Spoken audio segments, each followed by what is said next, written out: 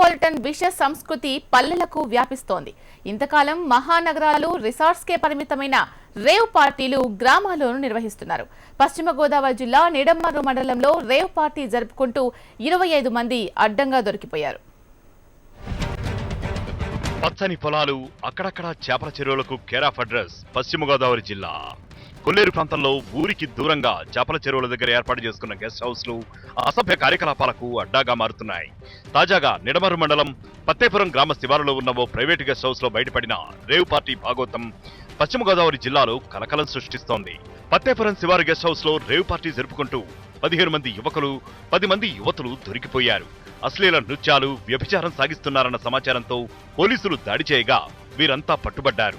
Rave party నిర్వహించిన guest house యజమాని Chintalapati చిరమూర్తిరాజు, Chintalapati గిరిరాజుపై case నమోదు చేశారు. నిడమర్రు మండలం ఫత్తేపురం గ్రామ శివారు ఆమదాలపల్లి గ్రామంలో ఒక చింతలపాటి చిరమూర్తిరాజు గారి గెస్ట్ హౌస్ ఒకటి ఉంది చేపల చెరువుల దగ్గర. అక్కడ కొంతమంది యువతులు, కొంతమంది యువకులు ఈ డ్యాన్స్ పార్టీ పెట్టుకున్నారని తెలిసింది. ఇలా ఆకస్మికంగా రెడీ చేస్తే అక్కడ సుమారు ఒక 15 మంది పురుషులు, ఒక 10 మంది యువతులు దొరికారు.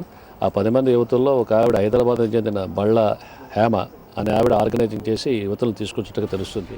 ఇదే గెస్ట్ హౌస్ లో కొంతకాలంగా రేవ్ పార్టీలు జరుగుతున్నట్లు పోలీసులు గుర్తించారు.